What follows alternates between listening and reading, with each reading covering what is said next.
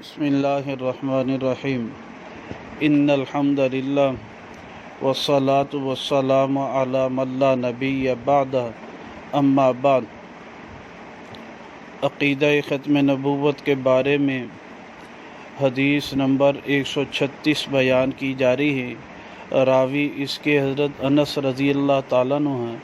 بہقی فی الدلائل میں یہ روایت مبارکہ موجود ہے، لیکن شرح العلامۃ الزرقانی رحمہ اللہ نے، علامہ قسطلانی رحمہ اللہ نے یہ روایت مبارکہ اپنی کتاب میں ذکر کی ہے۔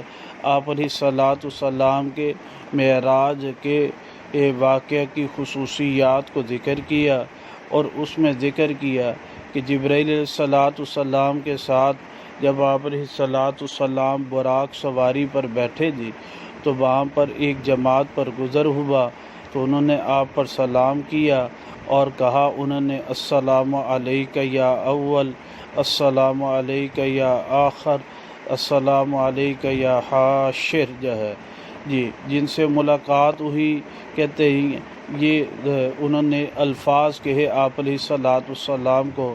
اول آپ علیہ الصلاۃ والسلام کے یا اول، یا آپ کی صفات نام مبارکہ میں سے ہے کہ لِأَنَّهُ اول الانبیاء خلقاً، کہ آپ علیہ الصلاۃ والسلام خلقت کے اعتبار سے سب انبیاء میں پہلے تھے۔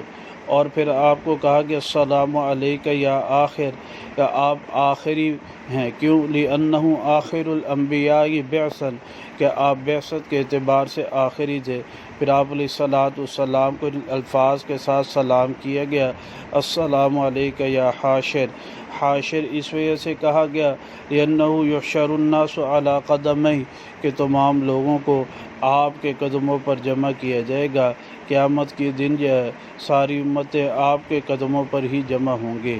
تو اللہ سبحانہ تعالیٰ عقیدہ ختم نبوت کی پاسداری کے لیے قبول و منظور فرمائے۔